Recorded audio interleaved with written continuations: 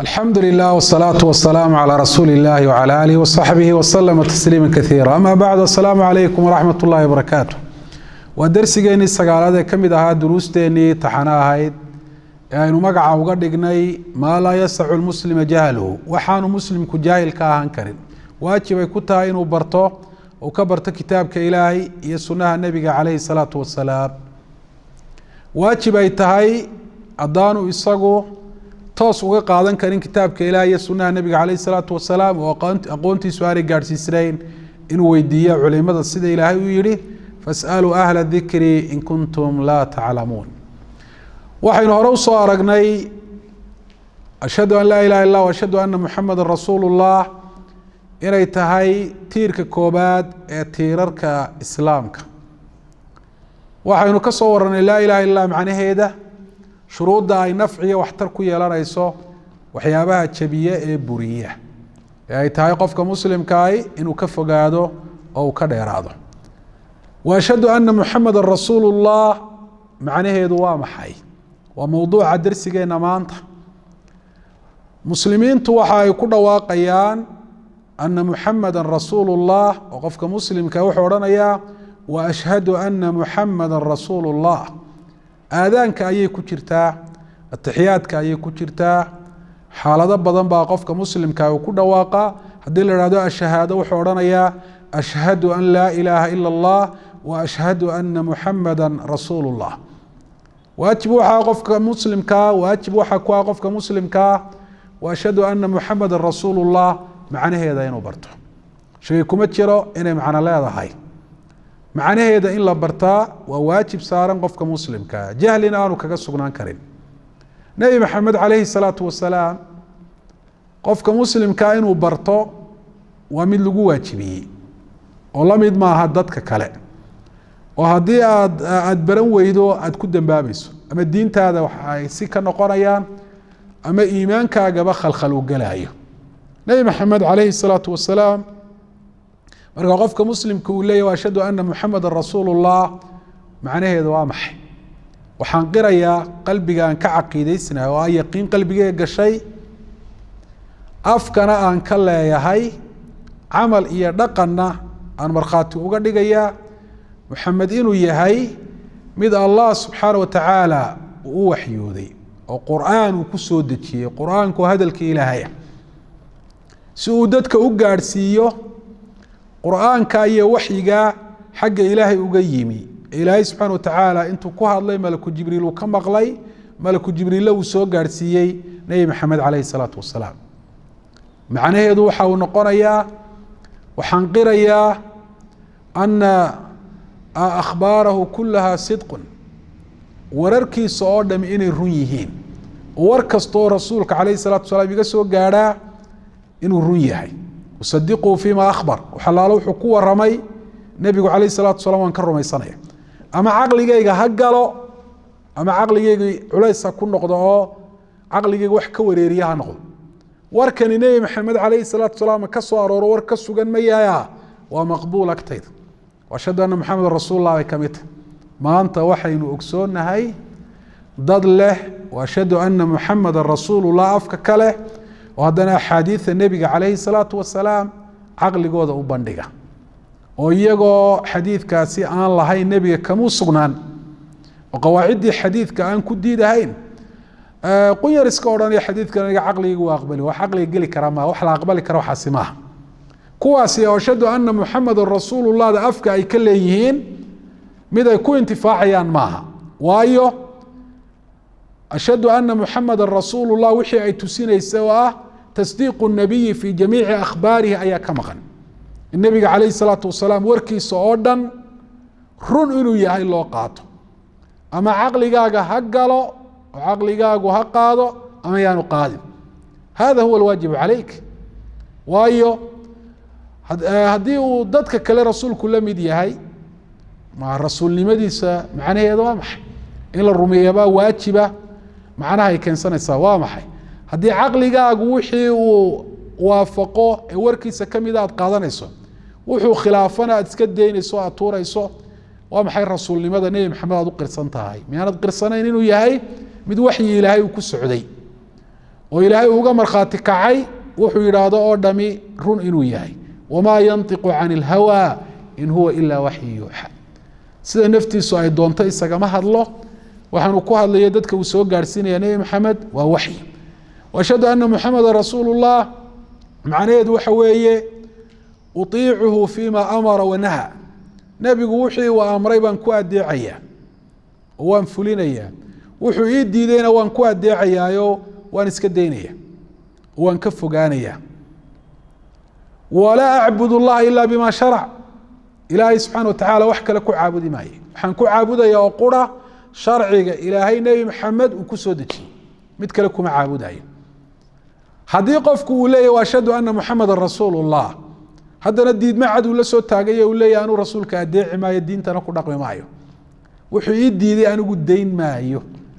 oo diidmadiisa aqbali maayo ashhadu ana muxameda rasuulu llah qofka anfici mayso haddii qofku uu leeyahy ashhadu ana muxameda rasuulu llah haddana hawadiisa ilaahay uu ku caabudayo oo isagu wax uu iska jidaysanayo cid kale waxay iska jidaysay oo ay hal abuuratay diin uu ka dhiganayo oo ka dambeeyey diintii nebi maxamed lagu soo dejiyey qofkaasi ashhadu ana muxameda rasuulu llah qof xaqiijiyey maasay ahayd nooga soo baxay waa qof khilaafay warkii nebiga nebigu wuxu uhi wa iyaakum muxdathaati lumuur waxyaabaa diinta lagu soo daray iska ilaaliya man axdatha fii amrina hada maa laysa minhu fahuwa rad qofka diinta kusoo daro waxaan ka mid ahayn laga aqbali maayo waa lagu celinaya man camila camala laysa caleyhi amruna fahuwa raddun qofka ku camal fala yidha waan ku cibaadaysanaya allah baan ugu dhowaanaya waxaan waktigii nebi maxamed calayhi salaatu wasalaam iyo intuu noolaa diinta aan ka mid ahayn laga aqbali maayo tacab khasaar wey caamilatu naasiba waa daalay waa dadaalay laakiin laga aqbali maayo ciddii ku sharciyeysay ajar ugaga doono ayaa la odhanayaa ilaahay baa sharciyeynta iska leh nebi maxamed baanu sharciga dadka ugu soo dhiibay am lahum shurakaa sharacuu lahu min addiin maa lam yaأdan bihi اllah ashhadu an laa ilaha ila اllah waashhadu ana muxameda rasuulu llah ashhadu anna muxameda rasul lah macnaheeda waxaa ka mid ah ilaahay anuu kuma caabudayo sharciyo diinna ka dhigan maayo nebi maxamed intuu usoo dhiibay mooyaane nebi maxamed calayhi salaatu wasalaam inaad barataa waa waajib ku saaran islaamnimadaada ku xidhan iimaankaaga ku xidhan nebi maxamed haddaba waynu ogsoonahay siiradiisa taariikhdiisa warkiisu sifaadkiisa iyo tilmaamihiisu aad bay u badnaayeen inteebaa qofka ay waajib ku tahay inuu nebi maxamed ka barto oo islaamnimadiisa iyo iimaankiisuba uu ku xidhan yahi oo haddaanu garanahayn qofku aanu muslimba noqon ahayn saddex arrimood bay sheegaan culimadu arrinka koowaad waa macrifatu smihi qofku waa inuu barto magaca nebiga calayhi salaatu wasalaam nebiga calayhi salaatu wasalaam in muxamed la odhan jiray ugu yaraan magaca aabihii iyo iimaanka shardi uma inaad barato lakiin nebiga in muxamed la odhan jiray waa inaad barato ilahay baa qur-aanka ku sheego o yihi muxamedun rasuulu llah ma kana muxamadu aba axadi min rijaalikum walakin rasuula اllahi khatama الnabiyiin marka magaca rasuulka qofku haddaanu garanahayn muxuu rumeeyey qofku wuxuu garanayaa la odhan karaa ama wuu rumeeyey ama wuu beeniyey waxaanad maqalba wax kala daayay magiciisiiba aanad hayn ma odhan kartid waan rumaysanahay markaa qofka marka rasuulka calayh الsalaatu wasalaam la idhaha rasuulka ma taqaan nebiga ma taqaan ha magaciisa maxaa la odhan jiray garan maayo odhanaya hada lam yumin bالnabiy calayh الsalatu wasalaam qofkaasi qof rasuulka rumeeyey maaha alla ila waxaa laga soo reebi karaa un qofkii waktigii nebiga joogaye nebiga calayhi الsalaatu wasalaam magaciisa intaanu baran dee farta isagoo ku fiiqaya lahaa waashhadu ana hada rasuulu اllah nebigii oo nool buu farta uu ku fiiqayay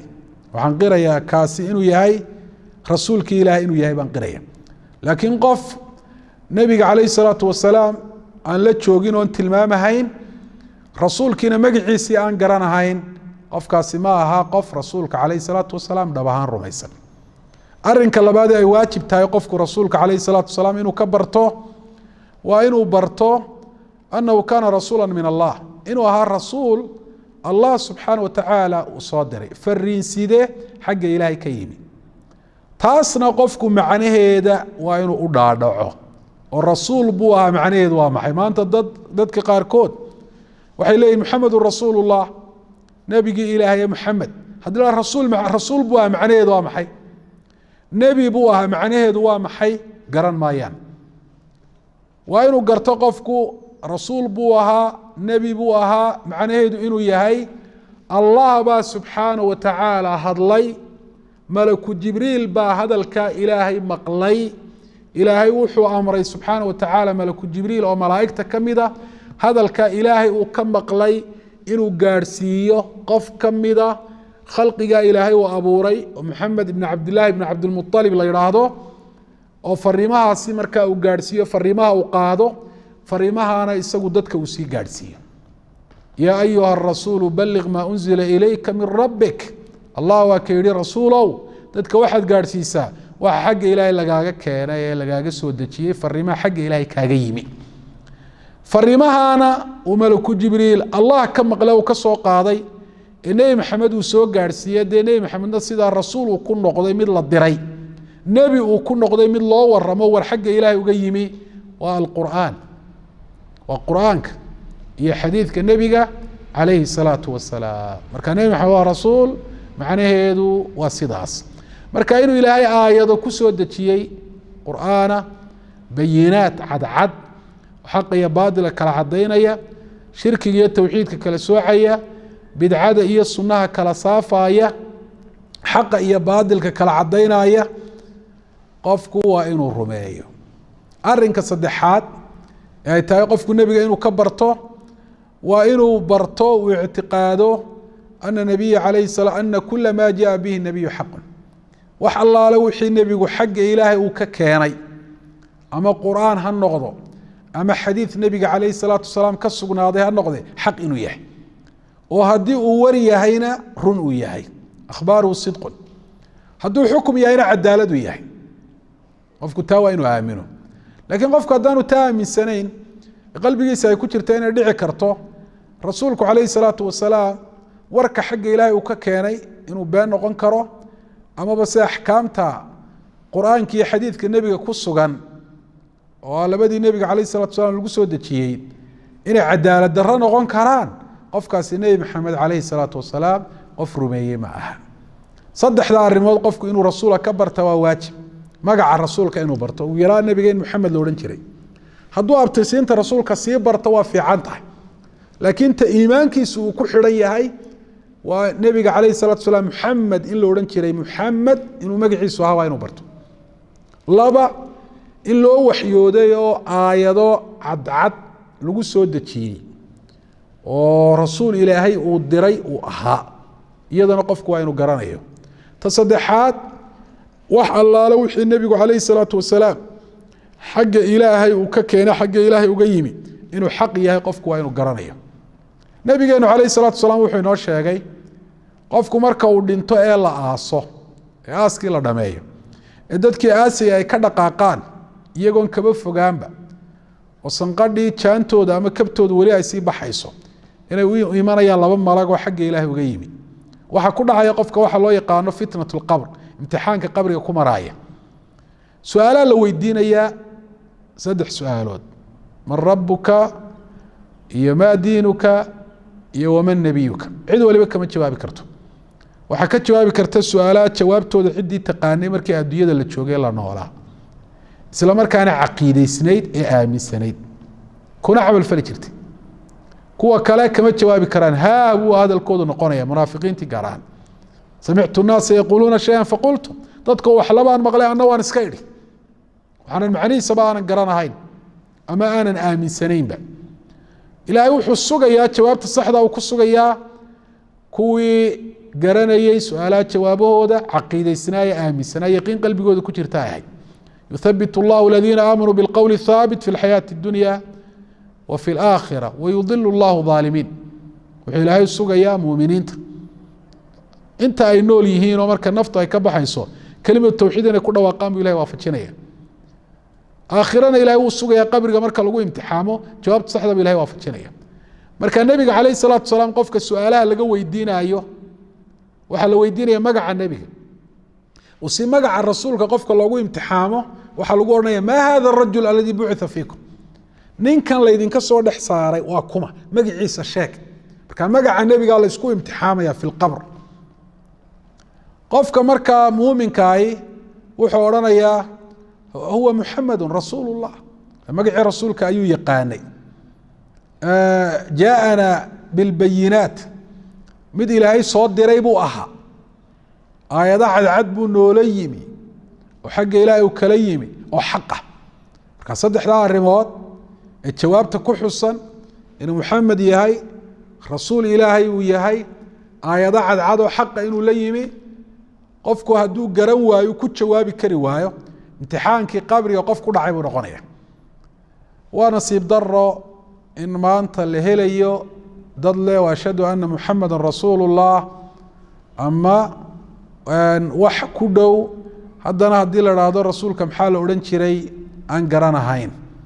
dad le muslimiin baa nahay, haddana haddii la weydiiyo rasuulka magaciisii aan garanahayn. qofka islaamnimo uma sugna aan magaca rasuulka alayh الsalatu wasalaam aan garanahayn, inuu rasuul ahaa aan garanahayn, in ilaahay waxyi xaqa uu ku soo dejiyey aan garanahayn. waajib waxaa dadka muslimiinta ahi inay bartaan rasuulkii ilaahay subxana watacaala uu soo diray, ilaahay kufriga iyo gaalnimada ciddii raacday uu kaga badbaadiyey, naar kuwaaritaankeed gelisteed ama kuwaaritaankeed allah subxana watacaala cidda raacda uu kaga badbaadinayo. nebi maxamed qofku waa inuu jeclaado, qofkuna cidda uu jecel yahay waa bartaa. dhalinyarta muslimiinta maanta in badanoo ka midi waxay aqoon u leeyihiin kuwa kubadaha ciyaaro oo badankoodu gaalo ah, rasuulkii maxamed calayhi salaatu wasalaam ilaahay uu soo diray na aqoon uma laha. arrinta noocaasi ceeb ayay ku tahay, qofka sifiya dhaqan ay u tahay. waajibkuna waa inuu ka guuro xaaladda noocaasa, una jeesta barashada rabbigii subxaana watacaala iyo rasuulkii ilaahay uu soo diray. allahna hayna waafajiyo. wajazaakum allahu khayra. wasalaamu calaykum waraxmat ullahi wabarakaatu.